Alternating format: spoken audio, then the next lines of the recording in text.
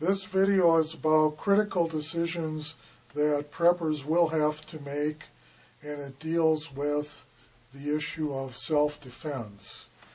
I will start out with first a disclaimer. The United States has 50 states in it, and I would not feel comfortable stating exactly what the law is in each of 50 states.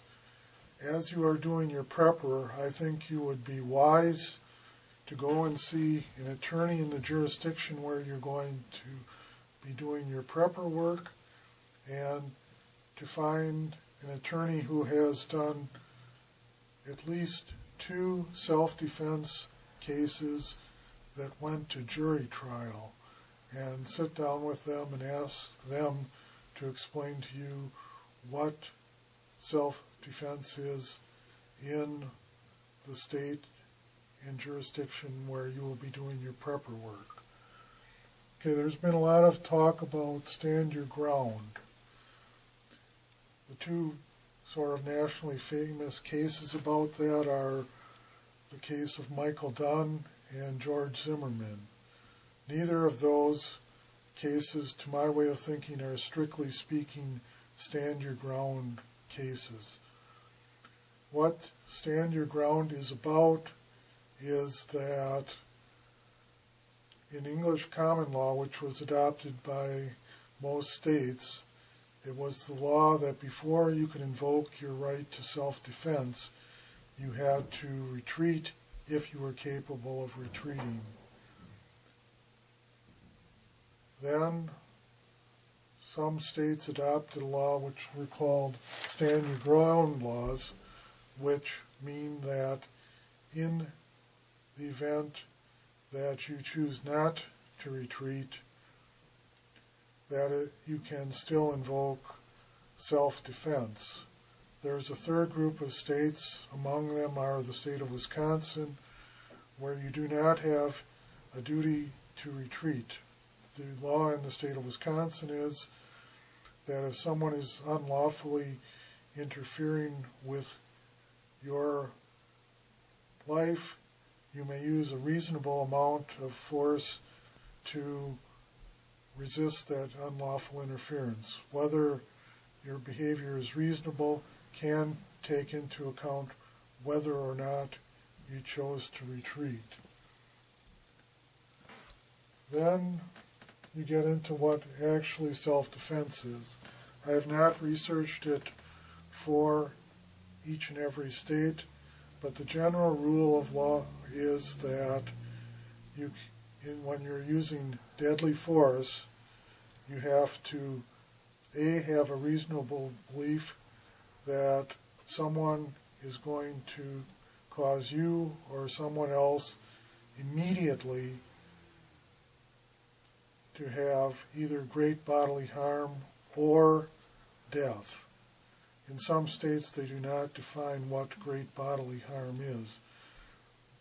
Usually the distinction is, for bodily harm, all you have to do is cause pain. Theoretically, I can take my finger, pinch my other fingers, and I experience some pain.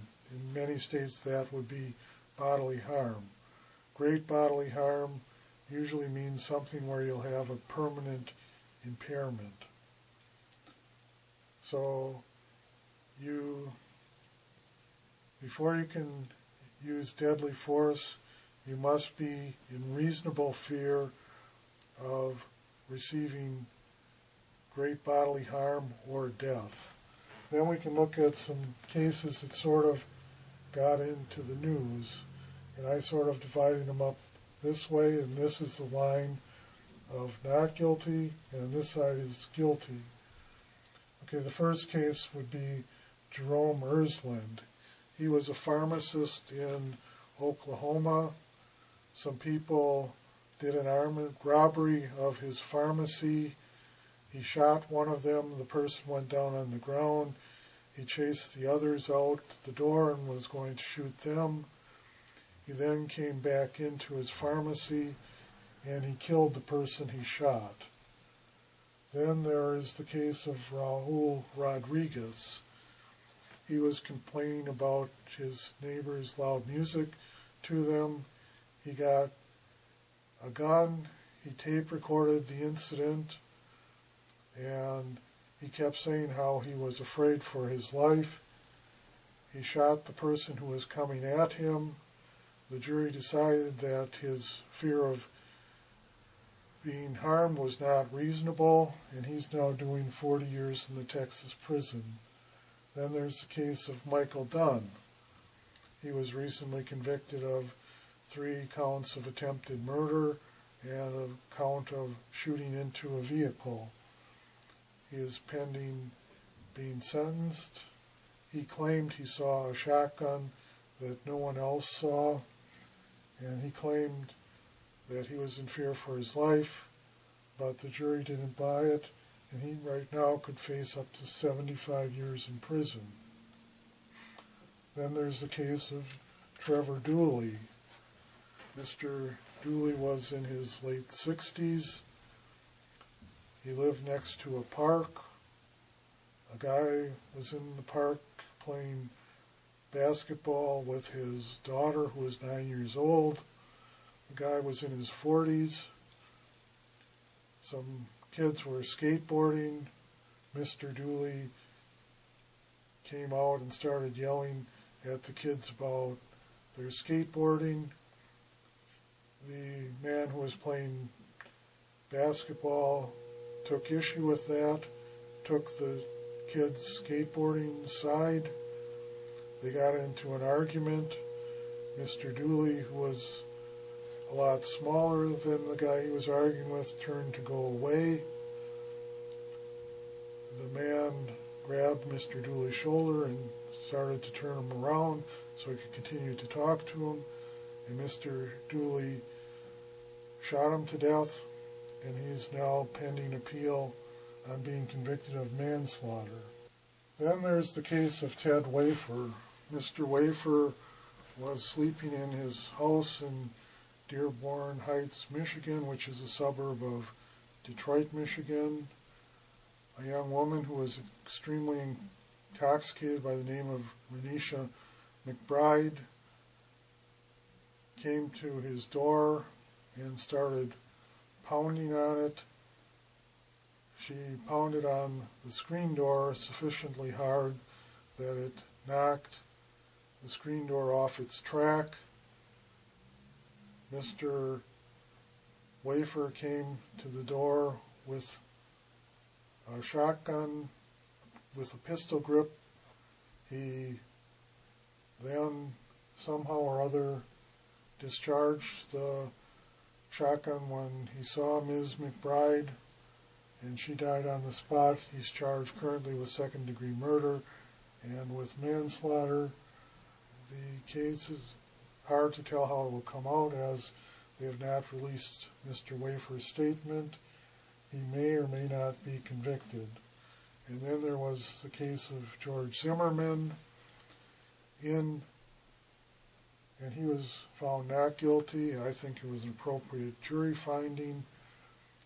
What the state has to do is prove beyond a reasonable doubt that your fears were not reasonable.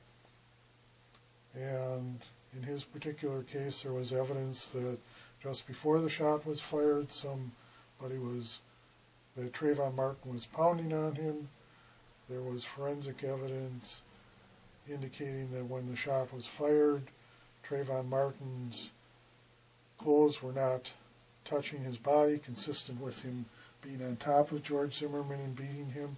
And finally, the wounds to George Zimmerman's head. What I think has a lot of people upriled about that case is that George Zimmerman's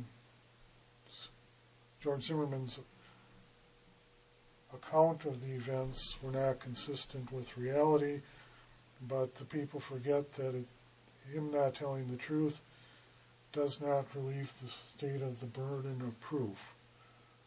Now here's where one of the problems it's going to get in is when things go back to normal. Question is, if you use tactics to defend yourself, you're going to be faced with situations where you don't know for sure if the people who are coming towards you are going to do you great bodily harm or kill you or not.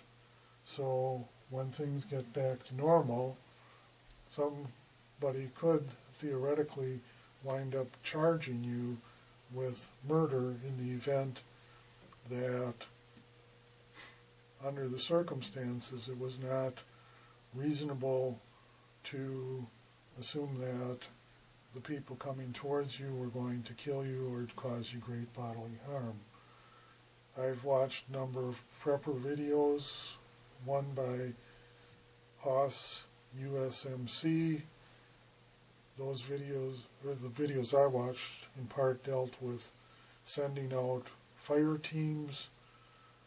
Those fire teams would likely, if they killed somebody, not be able to invoke self-defense. I also watched a video by Southern Prepper 1. In that video, he was telling how to move a group of people forward. The way he did it indicated that if the people who are in the front of the column open fire on someone who they perceive as an enemy, they may not be able to invoke self-defense. So you will be presented with what's called a Hobbes choice, where you have two choices and both of them are bad, particularly if you choose not to shoot at some people. It may wind up that they get a tactical advantage of you and do in fact kill you or cause you great bodily harm. Or the second thing is, if you shoot too soon and order gets restored, you could wind up finding yourself charged with murder.